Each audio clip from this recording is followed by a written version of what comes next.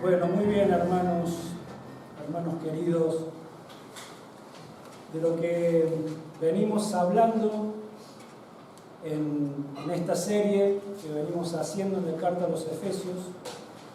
Ya estando en el capítulo 4, estamos hablando de las causas del andar cristiano y hoy estamos terminando con una etapa aquí en el verso 6 del capítulo 4, en donde lo que el apóstol Pablo nos viene enseñando es de que todas aquellas cosas que están relacionadas con la salvación de las almas, de las personas, todas aquellas cosas que están relacionadas con la vida de la iglesia del Señor Jesús y con los asuntos del reino de Dios, todas estas cosas Pablo está queriendo dejarnos en claro de que se basan en un solo concepto. Y este concepto es el concepto de la unidad. Sobre la base de la unidad es que se sostienen todas estas cosas: la salvación de las almas, la vida de la iglesia, los asuntos del reino de Dios. Es por eso que Pablo ha comenzado escribiendo así en el capítulo 4 y vamos a leer una vez más. Capítulo 4, verso 1 al 6. En donde Pablo dice: yo pues, preso en el Señor, os ruego que andéis como es digno de la vocación con que fuisteis llamados, con toda humildad y mansedumbre, soportándoos con paciencia los unos a los otros en amor, procurando mantener la unidad del Espíritu en el vínculo de la paz, un solo cuerpo y un solo Espíritu, como fuisteis también llamados en una misma esperanza de vuestra vocación, un solo Señor, una sola fe, un solo bautismo, un solo Dios y Padre de todos, el cual está sobre todos, en todos y por todos. Entonces, lo que nosotros venimos viendo en lo que hace a esta causa del andar cristiano es de que en los últimos 3 versículos del pasaje que acabamos de leer, los versos 4 al 6, Pablo está enumerando 7 áreas particulares en donde seguimos viendo este concepto de la unidad. Y es de lo que venimos hablando. Entonces Pablo resalta allí de que existe un cuerpo, un espíritu, una misma esperanza, un solo Señor, una sola fe, un solo bautismo y un Dios y Padre. Entonces nosotros ya hemos analizado los versos 4 y 5, hemos visto cómo en el verso 4 se centra en la unidad del Espíritu Santo. Y allí Pablo, para refrescar un poco nuestras memorias de lo que hemos venido viendo, Pablo lo que hace es resaltar la infinita importancia que Dios le da a su cuerpo, que es la iglesia del Señor Jesucristo. La infinita importancia que le da a esta iglesia en la cual Él ha venido a hacer habitación. Dios mora por medio de la persona del Espíritu Santo en cada hijo, cada hija de Dios. Y esta también decíamos de que es la causa por la cual todos aquellos que somos del Señor tenemos esta misma y bendita esperanza de gloria.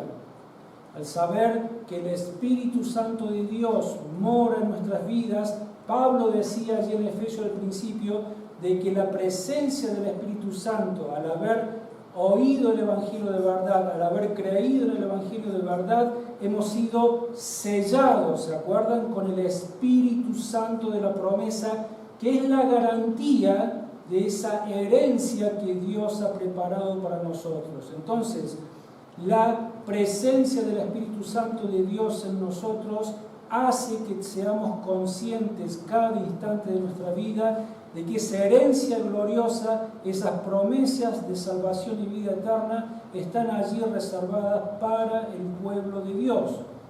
Entonces de esto estaba hablando Pablo en el verso 4. En el verso 5 también hemos hablado de la unidad en el Hijo. Y de lo que estuvimos hablando, esto fue el domingo pasado, de que los hijos de Dios solamente reconocen a un solo Señor, y este Señor es el Señor Jesucristo.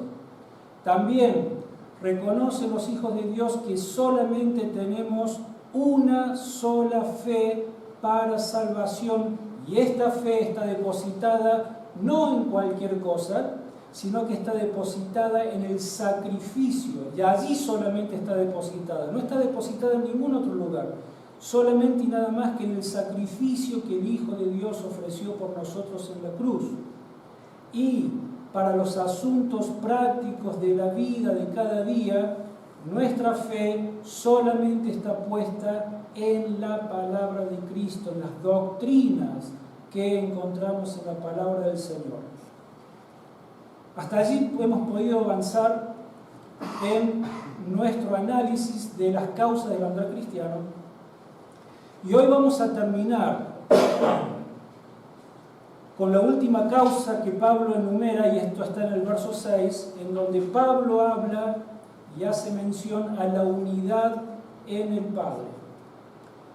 La unidad en el Padre, por eso Pablo termina diciendo un Dios y Padre de todos, el cual es sobre todos y por todos y en todos. Pues bien, lo primero que dice, Padre de todos. Creo que es importante que comencemos nosotros a analizar algo que en general nosotros sabemos, pero otra vez, todas estas verdades preciosas que quizás otras veces ya las hemos analizado, las hemos aprendido, siempre es bueno reafirmar estas verdades en nuestros corazones, porque esto hace de que nuestra fe también se siga sosteniendo sobre las verdades de la palabra de Dios, pero también, hermanos, para que podamos nosotros comunicar estas verdades a tantas y tantas personas que están tan confundidas en cuanto a quién es Dios. Hay mucha confusión y nosotros tenemos que tener claridad en entender quién es Dios. Entonces, digo de que es importante que podamos analizar, para empezar, dos palabras: la palabra Padre y la palabra todos, porque así comienza Pablo diciendo un Dios y Padre de todos. La palabra Padre, en términos humanos, señala a un hombre que es el originador de una familia a la cual nutre, a la cual protege, a la cual sustenta y cuida. Esto es lo que hace un padre con su familia: la nutre, la protege, la sustenta, la cuida. Ahora, estas características también es lo que caracteriza a este Dios y Padre. Ahora la pregunta es, ¿a quién se refiere Pablo cuando dice Padre de todos? Esto significa de que incluye absolutamente a todas las personas del mundo, o solamente se está refiriendo a un grupo específico. Hay quienes sostienen lo que se llama el universalismo, esto es, de que Dios es el Padre de todas las personas que existen en la tierra. Pero vamos a ver qué es lo que nos enseña la palabra de Dios. Hoy vamos a leer bastante Biblia y vamos a buscar la respuesta a esta pregunta: ¿de quién es Padre Dios? ¿De todas las personas en el mundo o de un grupo específico? Y vamos a comenzar leyendo en el Evangelio de Juan, en el capítulo 1 y en los versos 12 al 13. Juan, capítulo 1.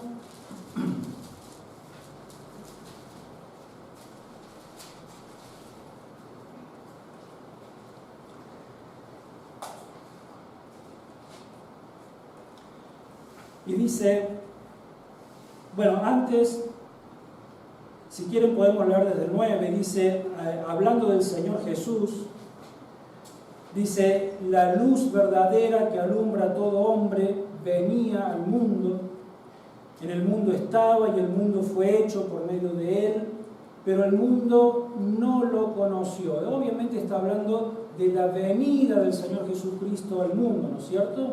Entonces el verso 11 dice, a lo suyo vino, pero los suyos no le recibieron. Y aquí está haciendo referencia al pueblo judío. Está diciendo de que Jesús vino a los suyos, a manifestarse a ese pueblo que había sido también creado y escogido por Dios, y que es el pueblo de Israel, pero dice de que ellos no lo recibieron, y tenemos evidencia de eso en las Escrituras, el continuo rechazo de la nación de Israel contra el Señor Jesucristo. Pero ¿qué dice el 12? Dice, más a todos los que lo recibieron, a quienes creen en su nombre, les dio potestad de ser hechos hijos de Dios. Y yo creo que ahí ya comenzamos a encontrar una respuesta clara a nuestra pregunta. ¿Quiénes son los hijos de Dios? Pues solamente aquellos quienes le recibieron, aquellos que creen en su nombre. Vamos a pasar a ver a Primera de Juan.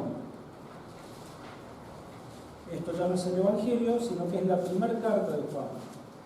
Primera de Juan, capítulo 3, verso 1 al 3. Aquí Juan está hablando del Padre, de Dios Padre, y dice, mirad cuál amor nos ha dado el Padre para que seamos llamados hijos de Dios. Por esto el mundo no nos conoce porque no lo conoció a Él. Amados, ahora somos hijos de Dios y aún no se ha manifestado lo que hemos de ser, pero sabemos que cuando Él se manifieste, seremos semejantes a Él y lo veremos tal como Él es. Y todo aquel que tiene esta esperanza en Él se purifica a sí mismo, así como Él es puro. Otra vez, una diferencia muy marcada. Juan dice de que miren cuál amor nos ha dado el Padre, que ahora nos llama sus hijos. Y después dice ahora somos hijos de Dios, no antes. Ahora después de qué? Después de que creyeron en el Señor Jesús, después de que aceptaron el Evangelio del Señor Jesús, después de que vinieron con arrepentimiento y fe ante los pies de Jesús. Antes no. Y Juan dice, por esto el mundo no nos conoce. ¿A quién se refiere? A un gran número de personas que no conocen y reconocen a aquellos que son hijos de Dios. En la carta a los Efesios, en el capítulo 2, en el verso 17 al 19, Pablo también está hablando de esta gran división que existe entre las personas del mundo. Efesios capítulo 2, verso 17 al 19, hablando de Cristo, dice, y vino y anunció las buenas nuevas de paz a vosotros que estabais lejos y a los que estáis cerca, porque por medio de Él los unos y los otros tenemos entrada por un mismo Espíritu al Padre. Por eso ya no sois extranjeros ni forasteros, sino conciudadanos de los santos y miembros de la familia de Dios. Otra vez, el apóstol Pablo está diciendo de que antes de formar parte de la familia de Dios, no formábamos parte de la familia de Dios. Fue solamente después de que Jesús vino y anunció las buenas nuevas de paz, que por medio de Él, al haber creído en Él, recién allí tenemos entrada por un mismo espíritu, ¿a qué cosa? A la familia de Dios, a esa familia de la cual Dios es Padre. Entonces la respuesta categórica de las Escrituras es de que Dios no es Padre de todas las personas que viven sobre la faz de la tierra, sino que Dios es Padre de un grupo limitado de personas a las cuales Él les llama hijos y quienes les llaman a Él Padre. Dios es solamente Padre de aquellos que han pasado por la experiencia de la salvación y de aquellos que ahora forman parte de la única iglesia que es la verdadera iglesia, es este solo cuerpo del cual también Pablo nos viene hablando acá, que es la iglesia del Señor Jesucristo. Es su iglesia. Miren, hay pasajes que son muy, pero muy contundentes con respecto a esto que estamos hablando. Vamos al Evangelio de Juan, de nuevo, al capítulo 8. Y pueden parecer palabras duras, pero son las palabras que salieron de la boca del Señor Jesús. Justamente cuando Jesús está confrontando a unos líderes religiosos que querían matarlo. Entonces en Juan capítulo 8, verso 42 al 44, dice: Jesús entonces les dijo: si vuestro Padre fuera Dios, entonces me amaríais, porque yo de Dios he salido y he venido, pues no he venido de mí mismo, sino que Él me envió. Y les hace una pregunta, dice: ¿por qué no entendéis mi lenguaje? Y les da la respuesta, les dice: porque no podéis escuchar mi palabra.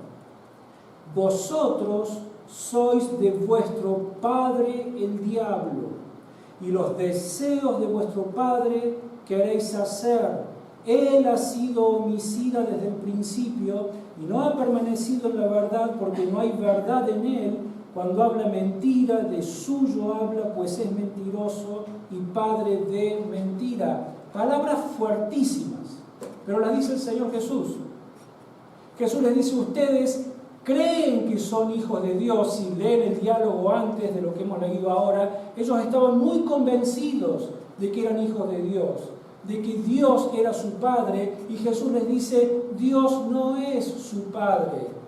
Ustedes son hijos del diablo. Vuestro padre es el diablo. ¿Por qué? Porque se manifiesta lo que hay en vuestros corazones. Porque si ustedes fueran hijos de Dios, me amarían, pero porque no son hijos de Dios, sino que son hijos de Satanás, por eso quieren matarme. Lo que los caracteriza a ustedes es lo que caracteriza a vuestro padre. Él ha sido un homicida y un mentiroso desde el principio, y ustedes son iguales a vuestro padre.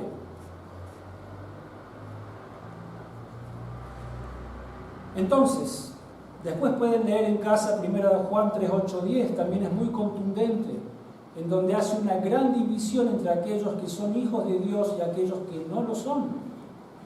Entonces, con la frase Padre de todos, lo que está haciendo Pablo es de alguna manera coronar esta unidad de la cual él viene hablando, y nos está haciendo entender otra preciosa verdad de que Dios no solamente es Padre del Señor Jesucristo, sino que Dios es Padre también de todos aquellos creyentes de la iglesia de Éfeso, a quien Pablo está escribiendo en este momento, pero no solamente de los creyentes de la iglesia de Éfeso, sino de los creyentes verdaderos y genuinos que están en todo el mundo. De ese grupo de personas, Dios es Padre. Lo que hemos hablado en algún momento de esta iglesia universal. ¿Se acuerdan cuando hablamos de la iglesia universal?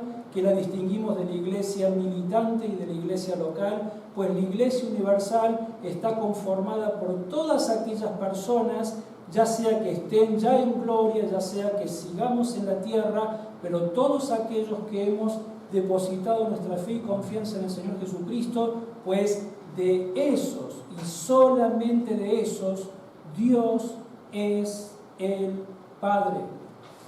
Concluimos entonces de que Dios es solo Padre de este grupo de personas. Dios es el originador de esta familia a la cual Él, ¿qué hace? ¿Qué está haciendo? Él la nutre, la protege, la sustenta y la cuida, pero solamente esto Él hace con aquellos que son sus hijos. Y amados míos, esta es la única unidad espiritual que existe entre Dios y los hombres. No existe, nos está diciendo Pablo contundentemente, no existe ninguna otra unidad espiritual entre los seres humanos y el Dios creador de los cielos y la tierra. No existe ninguna otra relación. No existe ningún otro tipo de familiaridad ni de ningún tipo de unidad. La única unidad que existe entre los seres humanos y Dios es esta. Toda persona que no forma parte de la familia de Dios está fuera de esta unidad. Entonces, por eso Pablo dice, Padre de todos, y tenemos que entender que es así, pero agrega y también dice Padre sobre todos. ¿Se dan cuenta cómo Pablo escribe el verso 6? Un Dios y Padre de todos, eso ya lo vimos, el cual es sobre todos, hablemos de eso ahora, y después dice y por todos y en todos. Y otra vez, no es que Pablo está queriendo armar una frase para que rime, para que tenga algún tipo de, de forma elegante. No. Cada frase, cada concepto, cada palabra tiene significados profundos y espirituales que tienen que ver con nuestro conocimiento de Dios, y en la medida que nosotros conocemos quién es nuestro Dios, también podemos conocer quiénes somos nosotros, cómo debe ser nuestra relación para con nuestro Dios y contarle al mundo quién realmente es Dios. Porque ¿cuánta gente no hay en el mundo que creen que son hijos de Dios y no lo son? Que creen que Dios es Padre de todos y Dios no es Padre de todos. Dios es creador de todos, sí, pero no es Padre de todos. Entonces, ahora Pablo dice, Padre sobre todos. La gran diferencia que existe entre las falsas religiones, que son muchas, y el cristianismo verdadero es, entre otras cosas, que las falsas religiones se caracterizan por adorar a falsos dioses. ¿Se acuerdan? Hemos hablado cuál era la diosa que gobernaba, que regía la vida espiritual de los efesios. Era la diosa Diana. Diosa Diana. Ahora, estos falsos dioses son dioses que son muy limitados, que son locales, o sea, que afectan a una región geográfica y que obviamente solamente afectan a la vida de las personas que viven en algún lugar particular del mundo, pero no pueden afectar a la vida de todas las personas que viven en todo el mundo. Entonces los efesios tenían a su diosa local, que si bien era venerada por toda Asia, pero era Diana. Pero si vos en ese tiempo te ibas a Egipto, ni la registraban a Diana. En Egipto tenían su otro combo de dioses, creían en otros dioses que afectaban la vida espiritual, religiosa, incluso económica y de prosperidad de la vida solamente de los egipcios. Pero vos te venías al Imperio Romano y tenían otros dioses que nada tenían que ver con los dioses de los egipcios ni con la diosa Diana. Y vos hoy, en nuestros días, si por ejemplo vas a la India, el dios más importante de la India se llama Indra. Indra.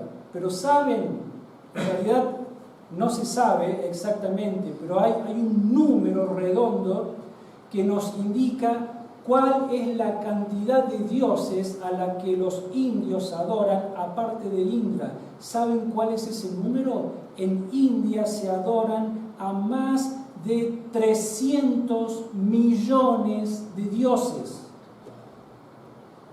Indra es como la que está por encima de todo eso, pero ellos adoran a 300 millones de dioses. Si vos te vas a China, en China su dios es Buda. Si te vas a Japón, también hay una lista muy larga de deidades ante las cuales ellos se inclinan. La más importante se llama Amaterasu, que es la diosa del sol. Y así, vos te vas a cada lugar del mundo y en cada lugar del mundo existe un falso dios. Cuando venimos a nuestro país, ¿cuáles son los dioses que se adoran? Los más conocidos, pues las vírgenes y los patronos. ¿No es así? ¿Quién es el patrono de Córdoba? San Jerónimo. San Jerónimo es el patrono, etc. ¿Y cuál es el patrono de la ciudad de Villa Carlos Paz? ¿Alguien sabe? Nuestra Señora del Carmen. Exactamente. Nuestra Señora del Carmen. Ahora, el verdadero cristianismo bíblico solamente reconocemos a un solo Dios, si quieren ir buscando en Deuteronomio, a un solo Dios, el cual está sobre todos sus hijos en cualquier lugar del mundo, porque este Dios en realidad es el único Dios que existe. Todos los demás, como lo hemos dicho tantas veces, son invenciones de la imaginación de los hombres. No existen. No existen. Dios, el Dios de la Biblia, el Dios creador de los cielos y la tierra, es el único que hay, y fuera de Él no hay otro Dios. Deuteronomio, capítulo 4, verso 34 al 35, dice: ¿O ha intentado Dios venir a tomar para sí una nación de en medio de otra nación, con pruebas, con señales, con milagros y con guerra y mano poderosa y brazo extendido y hechos aterradores, como todo lo que hizo con vosotros Jehová vuestro Dios en Egipto ante tus ojos? A ti te fue mostrado para que supieras que Jehová es Dios y que no hay otro fuera de Él. No hay otro Dios fuera de Él. En el verso 39 dice de nuevo: Aprende pues hoy y reflexiona en tu corazón que Jehová es Dios arriba en el cielo y abajo en la tierra. Vamos a Marcos, capítulo 12, para ver si en el Nuevo Testamento se sigue sosteniendo la misma verdad que en el Antiguo. Marcos capítulo 12, verso 28 al 32. Y acá tenemos un diálogo que una escriba tiene con el Señor Jesucristo. Marcos 12, 28 dice: acercándose uno de los escribas, que los había oído discutir y sabía que les había respondido bien, le preguntó: ¿cuál es el primer mandamiento de todos? Jesús le respondió: el primero de todos los mandamientos es: oye Israel, el Señor nuestro Dios, el Señor uno es. Y amarás al Señor tu Dios con todo tu corazón, con toda tu alma, con toda tu mente y con todas tus fuerzas. Este es el principal mandamiento. El segundo es semejante: amarás a tu prójimo como a ti mismo. No hay otro mandamiento mayor que estos. Entonces el escriba le dijo: bien, maestro, verdad has dicho que uno es Dios y no hay otro fuera de él. El Señor Jesucristo sigue sosteniendo: existe un solo Dios. Entonces, por lo tanto, cuando el apóstol Pablo dice que Dios es Padre sobre todos, se está refiriendo al único Dios vivo y verdadero que existe, y fuera de Él no hay más. Este Dios vivo y verdadero, creador de los cielos y de la tierra, es ese Padre que está en control absoluto del mundo y de su universo. Y este Dios, el único Dios vivo y verdadero, es este Dios que está formando esta familia que es su iglesia. Y no hay más.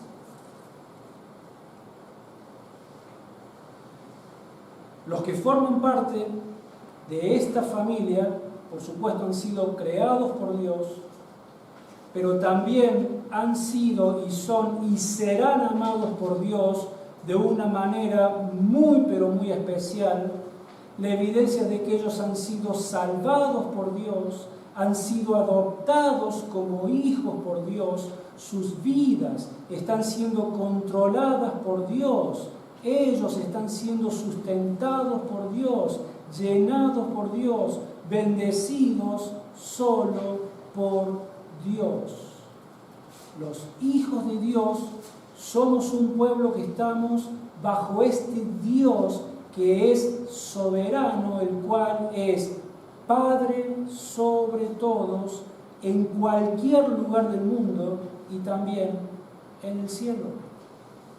Es el único Dios cuyos ojos recorren toda la tierra, cuya presencia está en toda la tierra, es lo que vamos a ver ahora en un instante. Pero Pablo sigue escribiendo y también dice de que Dios es Padre por todos. A ver cómo leemos en Efesios capítulo 6, dice: un solo Dios y Padre de todos, el cual es sobre todos, y ahora dice: por todos. Pablo sigue agregando. Entonces no solo es Padre sobre todos, sino que ahora dice es Padre por todos, y con este concepto él está haciendo referencia a la omnipotencia de Dios. ¿Qué significa que Dios es omnipotente? Que todo lo puede, que su poder es absoluto, que el poder de Dios es infinito y es ilimitado. Y nosotros podemos ver, vamos a buscar en el Salmo 33, podemos ver en el pasado a Dios mostrando su poder en el momento de la creación. Salmo 33, verso 9 dice: porque Él dijo y fue hecho, Él mandó y existió. ¿A qué está haciendo referencia? A Génesis capítulo 1, ¿no es cierto? Vos abrís la palabra de Dios y ¿qué es lo primero que dice? En el principio Dios creó los cielos y la tierra. No nos alcanza nuestra mente finita para poder entender el tremendo despliegue de poder que ocurrió en ese momento cuando fueron creados los cielos y la tierra. ¿Y cómo lo hizo Dios? Sencillamente hablando. Porque Dios dijo y fue. Porque Él dijo y fue hecho. Él mandó y existió. Hermanos, Dios habla y se despliega una manifestación de poder y de energía infinita, que ni nos podemos imaginar el tremendo e ilimitado poder que existe en la persona de nuestro Dios. Dios también es absolutamente poderoso. Yo les leo Hebreos 1:3, en la preservación de lo que Él ha creado. Dice, Él que es el resplandor de su gloria, la imagen misma de su sustancia y quien sustenta todas las cosas con la palabra de su poder, habiendo efectuado la purificación de nuestros pecados por medio de sí mismo, se sentó a la diestra de la majestad en las alturas. Está hablando del Señor Jesucristo. Y el autor de la carta a los Hebreos está diciendo de que Él, el Señor Jesucristo, quien es el mismo resplandor de la gloria de Dios Padre, porque Jesús es Dios junto con el Espíritu Santo, dice que Jesús es quien por medio de la palabra de su poder que hace, sustenta todas las cosas. O sea, toda aquella creación impresionante que Dios creó en aquel primer día cuando dijo sean los cielos y la tierra, todo eso no solamente lo creó, sino que es sustentado por ese mismo poder, por el poder del Hijo de Dios, por medio de su palabra. Si el Hijo de Dios por un solo instante, por una sola milésima de segundo, dejara de sostener y de sustentar toda su creación, todo esto desaparecería. Todo esto caería, todo esto dejaría de ser, entraría en un colapso cósmico si el Señor por un instante le diera la espalda a su creación. Pero Él no solamente la creó, sino que Él la sustenta con la palabra de su poder todos los días de su vida. ¿Por qué? Es de que el sol todos los días de la vida sale y se esconde, porque el Hijo de Dios se lo manda a que lo haga. Y así, con cada manifestación de vida que existe en su mundo y en su universo, ¿por qué los planetas siguen girando? ¿Por qué esa órbita tan perfecta de nuestro sistema solar alrededor del Sol justamente? ¿Por qué todo se mantiene y se sustenta? Porque el Hijo de Dios, con la palabra de su poder, lo sustenta. Ese es nuestro Dios. Y la demostración más grande del poder de Dios, sin duda, la vemos en la resurrección del Señor Jesucristo. 2 Corintios 3 y 4 dice: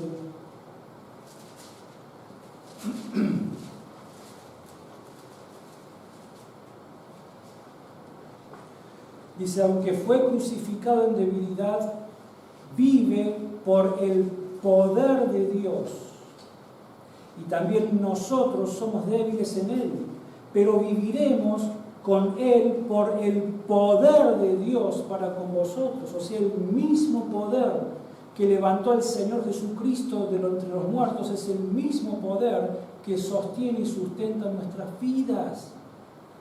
¿Cómo no gozarnos y cómo no descansar en este Dios tan infinitamente amoroso, pero al mismo tiempo poderoso, que sabemos que nuestras vidas, nuestro destino eterno está en las manos de un Dios que es infinitamente poderoso, que no existe nada ni nadie que se pueda meter contra Él y que por tanto no hay nada ni nadie que se pueda meter con nosotros, ni con la seguridad de salvación que Dios nos ha dado, porque estamos en sus manos, dice el Señor.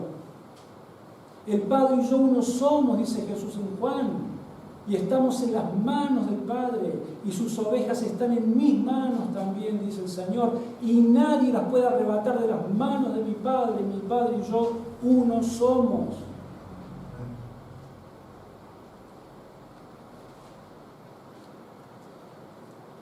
Para el creyente, ¿se acuerdan también? El Evangelio, leo Romanos 1:16, es poder de Dios. Pablo dice, no me avergüenzo del Evangelio, porque es poder de Dios para salvación de todo aquel que cree. Cuando compartimos el Evangelio es un mensaje absolutamente poderoso, es el único mensaje que puede transformar los corazones de las personas, porque es poder de Dios. Los hijos de Dios estamos absolutamente seguros, lo que decíamos recién, justamente por causa del poder de Dios. Así lo dice el apóstol Pedro en su primera carta, 1 Pedro capítulo 1, verso 5, dice, bueno, leo desde el 3, Pedro dice, bendito el Dios y Padre de nuestro Señor Jesucristo, que según su gran misericordia nos hizo renacer por una esperanza viva por la resurrección de Jesucristo de los muertos, para una herencia incorruptible, incontaminada e inmarchitable, reservada en los cielos para vosotros, que sois guardados por el poder de Dios, mediante la fe, para alcanzar la salvación que está preparada para ser manifestada en el tiempo final. Hermanos, somos guardados por el poder de Dios. Él en su poder está guardando nuestras almas para llevarnos con Él por siempre y para siempre. Y podríamos, después lean en casa los otros pasajes que tienen con respecto al poder de Dios, la protección que Dios nos da, la esperanza de gloria y vida eterna que tenemos gracias a este poder infinito que nos sostiene y nos guarda y nos nutre y nos ama y nos cuida. ¿Saben qué? Nada de esto lo puede hacer ningún falso Dios. Pero que es el único Dios verdadero y Padre por todos, sí. Los falsos dioses no existen. Nada de esto, no pueden hacer absolutamente nada. Pero este Dios y Padre lo hace solamente por su único pueblo, que es la única iglesia de Cristo. Y finalmente Pablo termina diciendo, Padre en todos. En todos. Y con esto está haciendo referencia a la omnipresencia. Recién hablamos de la omnipotencia, ahora hablamos de la omnipresencia. Y cuando hablamos de la omnipresencia quiere decir de que Dios está presente en todo lugar al mismo tiempo y de una manera muy especial lo hace con su pueblo. Ahora hay teólogos que advierten y dicen, no tenemos que imaginar que Dios es como una especie, no sé, como una sábana gigante que se despliega por toda la faz de la tierra y entonces de esa manera no tenemos que permitir que nuestra imaginación nos lleve a esos lugares. Dios es Dios. Él está presente absolutamente en todo lugar al mismo tiempo. ¿Cómo lo hace? No lo sabemos, pero Él está presente en todo lugar de su universo creado. A donde vayamos, allí está Dios. Vamos a leer el Salmo 139. Acá David lo hace de una manera pero tan hermosa, tan gráfica. Salmo 139, versículo 1 al 12. Y David dice de que nadie, absolutamente nadie, puede huir de la presencia de Dios, puede escapar de la presencia de Dios. Salmo 139, verso 1 al 12.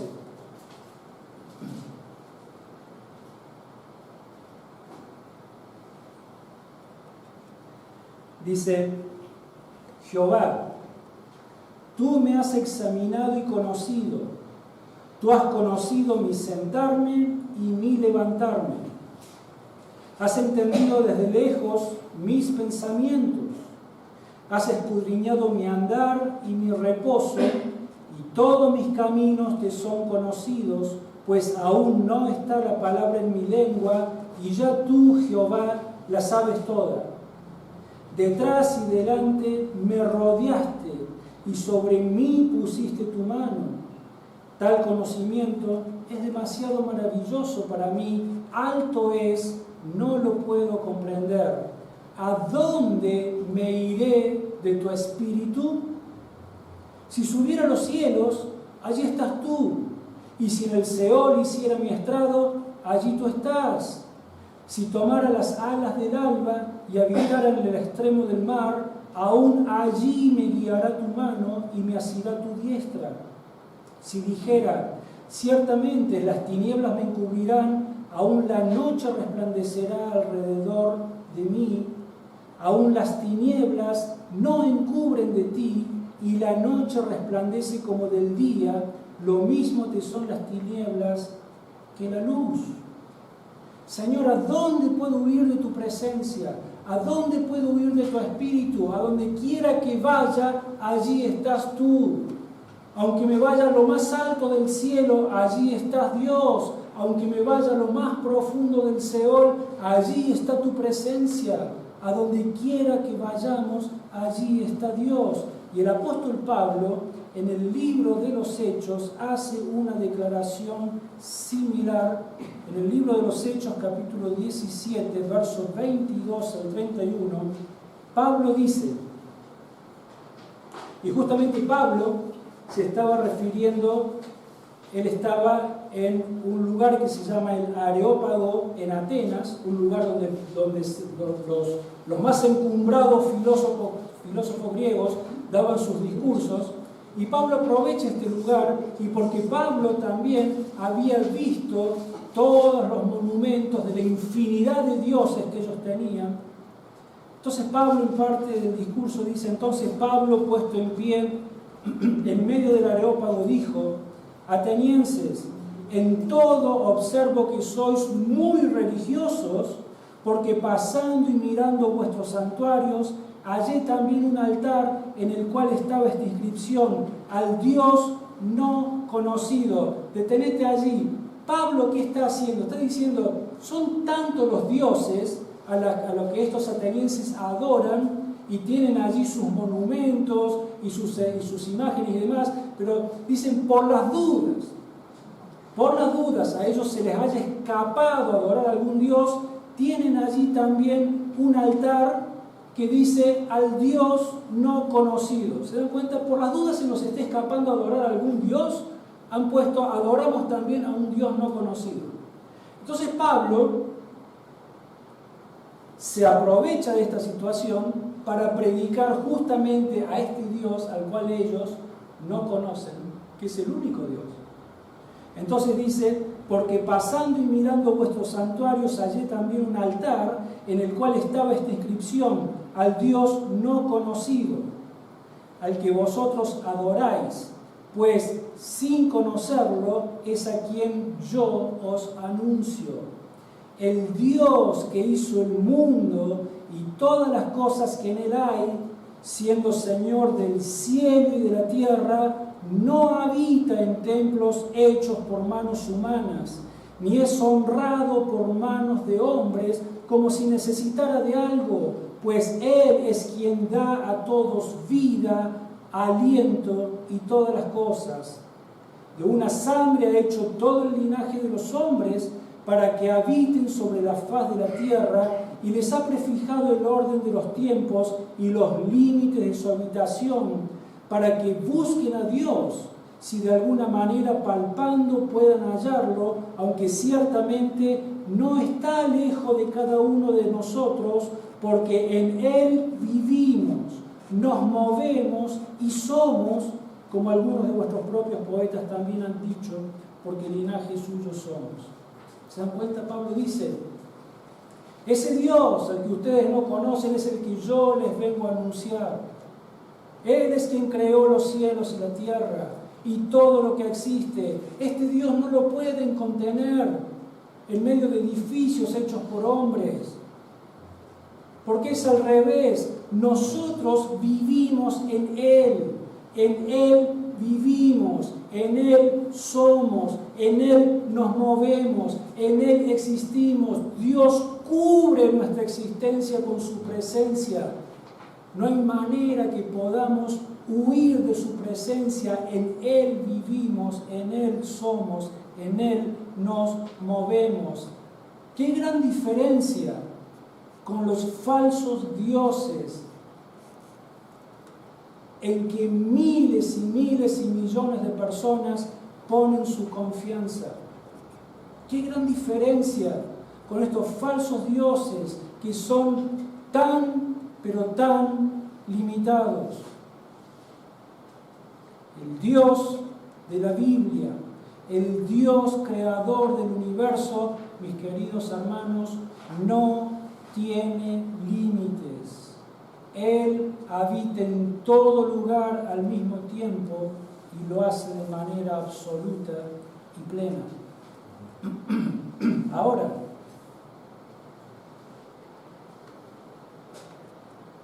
esto tiene dos efectos. Por un lado, para los no creyentes, para aquellos que no son del Señor, es una gran advertencia y debería ser motivo de un gran temor en ellos. ¿Por qué? ¿Se acuerdan que el domingo pasado dijimos de que siempre, indefectiblemente, la idolatría siempre está asociada, vinculada con la perversión? Que sí o sí donde hay idolatría hay perversión sexual y moral de todo tipo. Lo vimos el domingo pasado. Entonces los idólatras muchas veces piensan de que si tienen sus vidas ocultas en lugares aislados, lugares oscuros, donde sus dioses no los ven, pues no tienen problema, pues nadie se entera. La palabra de Dios nos dice que los ojos de Dios, este Dios que habrá de juzgar a todo el mundo, los ojos de Dios recorren toda la tierra. No hay lugar oculto ante los ojos de Dios. No hay pensamiento que se pueda ocultar ante la omnisabiduría de Dios, ante su omnisciencia. Dios todo lo sabe. No hay nada ni nadie que se pueda ocultar ante los ojos de aquel que habrá de juzgar a los vivos y a los muertos. No hay lugar en la tierra donde nos podamos esconder para hacer aquellas cosas que sabemos que no están bien, que Dios no esté sabiendo lo que pasa. Entonces, por un lado, para aquellos irregenerados es una gran advertencia y, como digo, debe ser un motivo de gran temor, de terror, porque un día se van a enfrentar ante el juicio de aquel que todo lo sabe y va a desplegar ante los ojos de aquellos que nunca se arrepintieron de sus pecados toda su vida, desde el primer día hasta el último, como una película ante sus ojos, y les va a decir: mirá, esta fue tu vida, por esto sos juzgado y por esto sos condenado. porque yo sé absolutamente todo lo que hiciste cada día de tu vida. Pero para aquellos cuyos pecados fueron cargados por el Hijo de Dios en la cruz y hemos sido limpiados y salvados, hermanos, que nosotros podamos saber y entender esta gloriosa verdad de que el Dios amante, todopoderoso, omnipresente, omnisciente, esté rodeando cada lugar de la tierra de nuestras vidas, es un motivo de gran consuelo. No nos sentimos seguros sabiendo de que Dios está en control de nuestras vidas y nos tiene en el hueco de su mano, a donde sea que estemos, a donde sea que nosotros vayamos. Es motivo de gran consuelo. Es motivo de poder salir cada día de nuestras casas a un mundo que esté infectado de tanta maldad y poder encomendarnos a aquel en quien sabemos que con absoluta seguridad va a estar guardando de nuestras vidas. Él ha hecho morada en nuestras vidas por medio de su Espíritu Santo y Él está en control absoluto de cada circunstancia de nuestra vida y Él es la garantía de nuestra salvación y vida eterna. Para los hijos de Dios, amamos saber de que Dios está siempre rodeándonos con su presencia. Aquellos que no aman al Señor no quieren reconocer, no quieren saber, rechazan vivir en la presencia de Dios porque no les conviene, según ellos, que Dios sepa todo lo que hacen con sus vidas. Hermanos, este es el único Dios. Es lo que está hablando Pablo, de esta unidad. No existe otro Dios. Este es el único pueblo de este Dios. Dios no tiene otro pueblo. Este es el único Señor, es el Señor Jesucristo, quien es Dios sobre todas las cosas, en quien este pueblo ha puesto su confianza. Por eso es de que Pablo también habla de que existe una única fe y una única esperanza de salvación. ¿Se dan cuenta que todo es unidad? Todo aquel que forma parte de esta unidad es bienaventurado. ¿Se acuerdan qué significa ser bienaventurados? Significa ser felices, dichosos y gozosos en gran manera, como nadie más lo es. Todo aquel que forma parte de esta unidad es bienaventurado, pero todo aquel que no forma parte de esta unidad jamás habrá de ver el rostro de Dios. Pero Pablo anima a todos aquellos que somos del Señor a que nos esforcemos por cuidar y guardar esta unidad como el tesoro más precioso que existe en toda la faz del universo. Y la manera de hacerlo, mis queridos hermanos, es por medio de guardar la unidad en la iglesia del Señor Jesucristo. Terminamos leyendo este pasaje que por tantas semanas lo hemos venido analizando, Efesios capítulo 4, verso 1 al 6.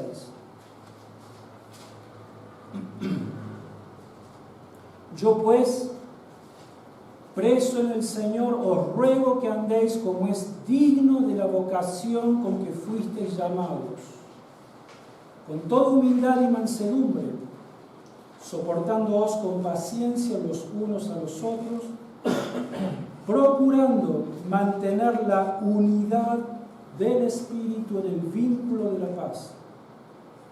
Un solo cuerpo y un solo Espíritu, como fuisteis también llamados en una misma esperanza de vuestra vocación. Un solo Señor, una sola fe, un solo bautismo, un solo Dios y Padre de todos, el cual es sobre todos y por todos y en todos. Vamos a nuestro Dios en oración. Señor,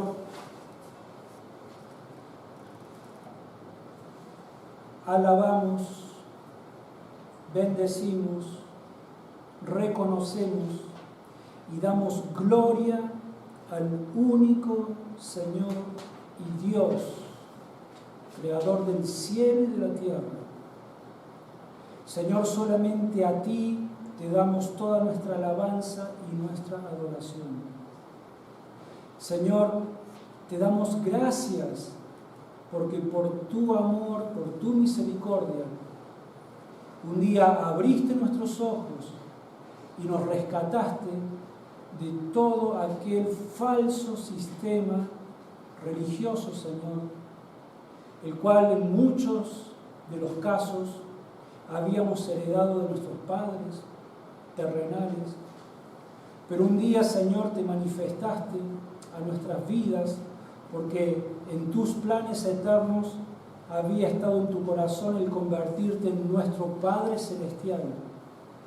Y viniste, Señor, y nos alcanzaste con el poder de tu Evangelio, Señor, y abriste nuestros ojos y cambiaste nuestros corazones y nos mostraste la gloria de tu Hijo y el sacrificio que Él hizo por nosotros y nos ayudaste a arrepentirnos y a creer en Él.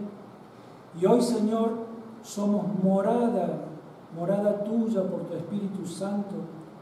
Y, Señor, hoy somos ese pueblo amado, escogido, ese pueblo a quien has adoptado como a tu Hijo, a quien nutres, a quien cuidas, a quien sustentas y a quien guardas, Señor, en el hueco de tu mano para llevarnos con absoluto poder y seguridad a las moradas eternas. ¿Cómo no darte gracias? ¿Cómo no alabarte? ¿Cómo no adorarte? ¿Cómo no reconocer quién realmente eres, Señor? Aún así todavía nos falta mucho por conocer de ti. Te pedimos que nos sigas ayudando por tu palabra y por tu Espíritu Santo, para que cada vez, Señor, podamos ser mejores hijos, una mejor iglesia, mejor adoradores, que podamos, Señor, ser aquellos adoradores que el Padre está buscando para que te adoremos en espíritu y en verdad. Te damos gracias. Oramos en el nombre del Señor Jesús. Amén. Qué grande amor y redención es Cristo. No hay nada más que el cielo pueda dar. Mi rectitud, mi libertad y gozo, mi gracia es Él, mi eterna y dulce paz. Mi afecto